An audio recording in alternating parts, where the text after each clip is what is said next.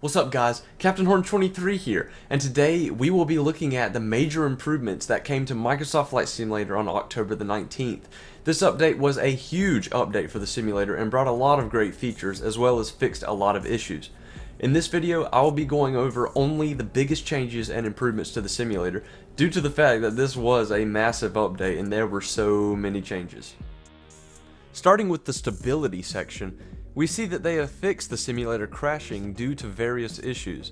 They have also optimized the simulator to increase performance as well as made improvements with the installation in reference to outdated and missing packages. Moving on to the navigation section, the biggest changes here are a new AIRAC cycle of course, various fixes and improvements with weather, and other fixes related to aircraft navigation. If some of you guys fly in virtual reality, there have also been improvements there, including lighting issues, camera issues, mouse cursor issues, and they have improved the stability of flying in virtual reality to hopefully make your experience in virtual reality more enjoyable. Next is the aircraft section. This section is by far the largest section of the update notes and shows a ton of fixes and improvements to various different aircraft in the simulator. The most notable fixes include various improvements to the handling of the aircraft, altimeter issues, and an incredible amount of improvements to the quality of the 747, the 787, the Airbus A320neo, and various general aviation aircraft, as well as a few minor improvements to the avionics in the aircraft. This update also added some improvements to the VFR map, including corrupted 2D terrain, an issue where the VFR map would sometimes flicker, the flight plan display, and improvements to the map in regards to the latitude and longitude of the aircraft. This now brings us to the world section of the update, which is also quite large. The most important part of this section is the fact that terrain level of detail can now be increased up to 400 instead of 200, which will greatly improve the graphics for terrain further away. But I'm sure it will lower performance and result in lower frames per second for some people. There are fixes in the world section, including jetways not spawning in some cases, lighting fixes where the simulator is on an ultra-wide monitor or in 4K resolution, optimizations to the photogrammetry, various bug fixes and improvements to surrounding scenery, Panama City Bay County International Airport is now closed, and a whole bunch of other minor fixes that should improve the scenery and the world in the simulator. There are also various improvements to the user interface and updates for various peripherals, including products by Thrustmaster and CH. The last few sections of the update are about SDK improvements and fixes which will not be covered in this video. If you wish to read the entire update log, the link to it will be in the description of this video. We are now going to head into the simulator and see the difference with the terrain level of detail. Alright guys, here we are in the simulator, and I figured the best way to show the change of that level of detail setting that has been added was to come to the Himalayas, the mountain regions. I figured that was the best spot, and you guys can tell just how great my FPS is right now. Like, I'm getting well over 100 frames per second right now, and that's because my level of detail has actually been reduced down to 10, I believe, just to get a better grasp on the difference.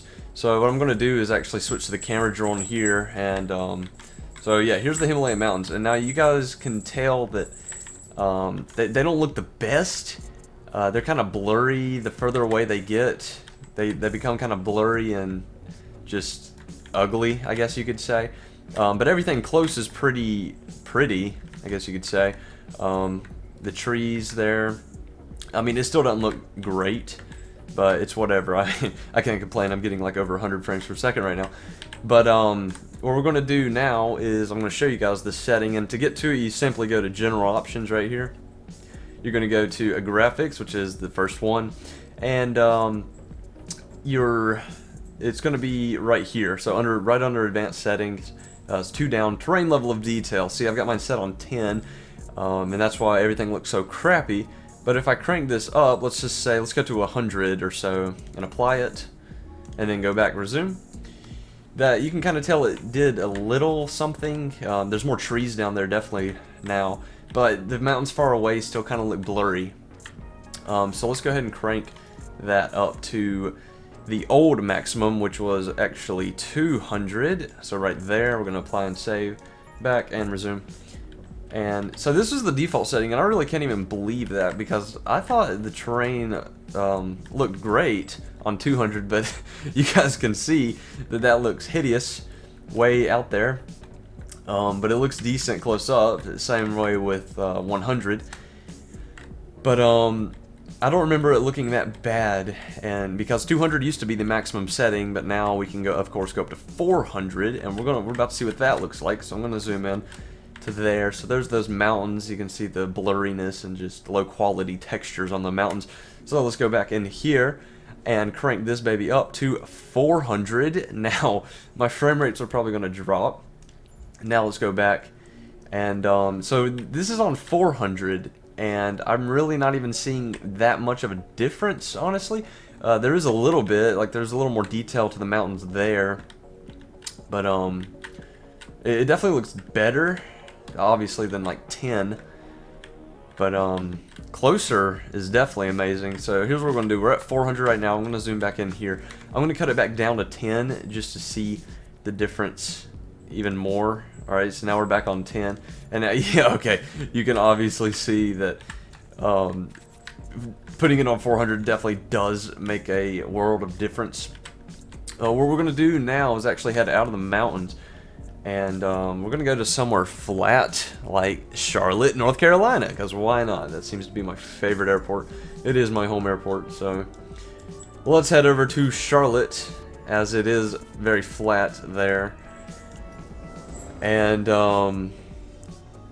you can really see the difference on flat land as well. So here we are in Charlotte. Let me go ahead and turn this weather off, because it is actually raining off, and we're good there. Let's get the time back. Okay, so let's head over to the camera drone here and increase the speed of it. Not that. Increase the speed of the drone. There we go. Excellent. Alright, so here we are at Charlotte, and my setting is still on 10, and you can definitely tell because it looks terrible. This kind of reminds me of anisotropic filtering, being that further away objects look a lot worse. Like if we go up to the horizon, it is hideous. It just looks like a blob. So from right up here on 10, you can see just it doesn't look the best. Now let's crank it up to 400.